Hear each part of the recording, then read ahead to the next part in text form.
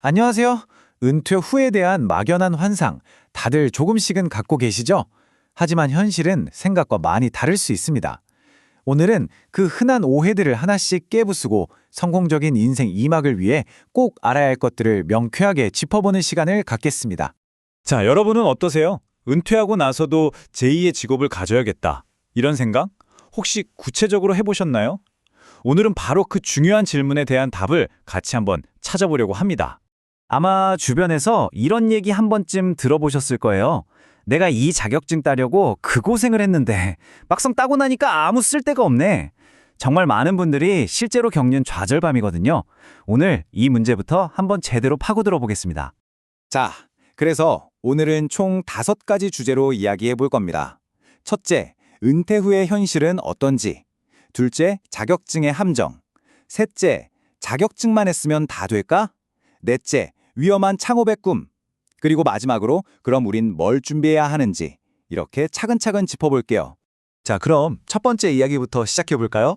바로 은퇴 후에 마주하게 되는 우리가 예상치 못했던 현실들입니다. 이게 생각보다 감정적으로나 재정적으로나 만만치가 않아요.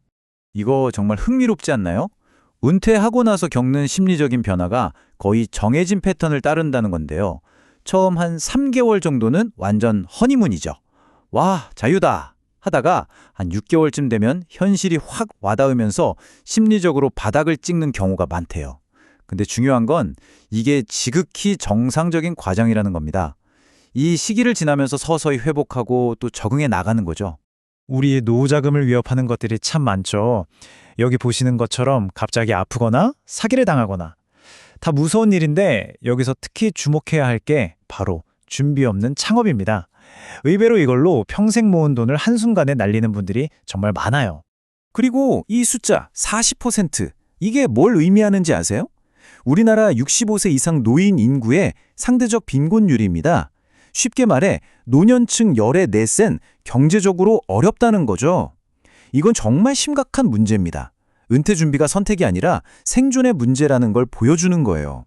자, 그럼 두 번째 섹션으로 넘어가 볼까요?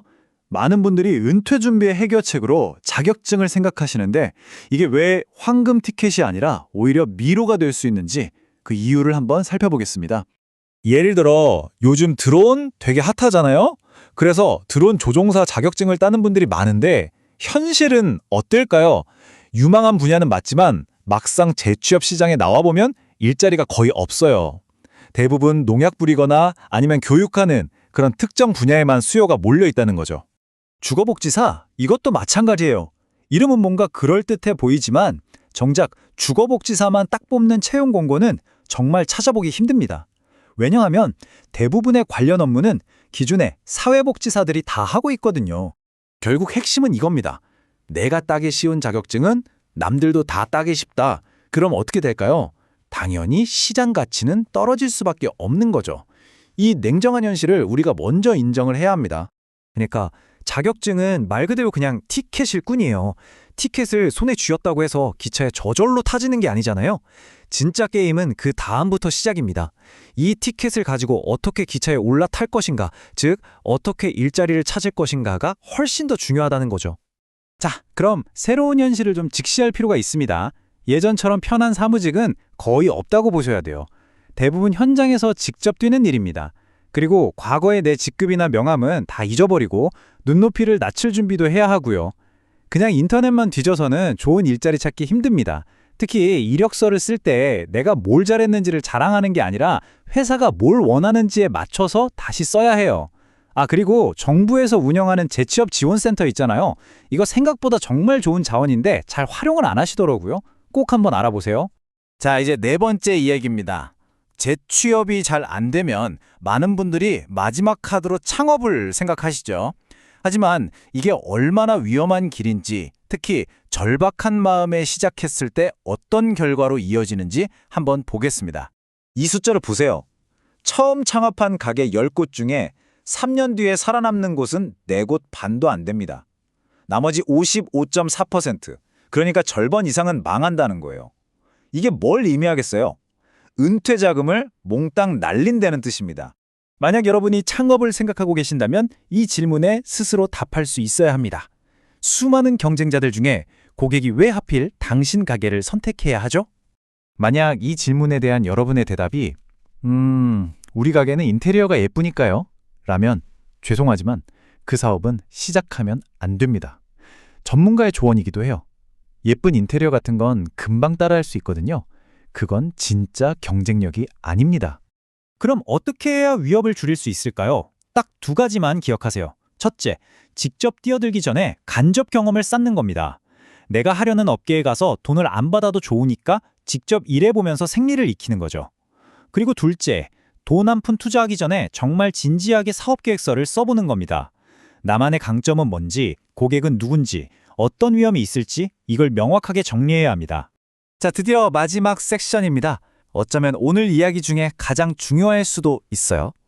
은퇴가 코앞에 닥쳐서 허둥대는 게 아니라 아직 회사에 다니고 있는 지금 당장 우리가 뭘 준비해야 하는지에 대한 이야기입니다. 지금 직장에 계실 때 미리 해둬야 할 행동계획 4가지입니다. 첫째, 옛날 동료나 지인들한테 미리미리 연락해두세요. 아쉬울 때 전화하면 아무도 안 받습니다. 둘째, 내가 가고 싶은 분야의 채용 공고를 지금부터 찾아보세요. 시장에서 뭘 원하는지 알아야죠. 셋째, 이력서도 미리 고쳐두세요. 과거 자랑이 아니라 미래를 위한 이력서로요. 그리고 마지막으로 씀씀이를 줄이는 연습을 시작하세요. 이게 생각보다 정말 어렵습니다. 경제학 용어로 소비의 하방경직성이라는 말이 있어요. 말이 좀 어렵죠? 쉽게 말해 월급이 줄어도 한번 올라간 씀씀이는 좀처럼 줄어들지 않는다는 뜻이에요. 다들 경험해 보셨죠? 그래서 월급이 꼬박꼬박 나올 때 의식적으로 돈을 덜 쓰는 연습을 미리 해둬야 한다는 겁니다. 몽테뉴가 이런 말을 했죠. 목적지를 모르는 배에게는 어떤 바람도 순풍이 아니다. 정말 멋진 말이지 않나요? 내가 어디로 가고 싶은지 명확한 목표가 있어야만 내게 불어오는 바람을 기회로 만들 수 있다는 뜻입니다. 은퇴 후의 삶도 마찬가지예요. 그래서 마지막으로 여러분께 이 질문을 던지고 싶습니다.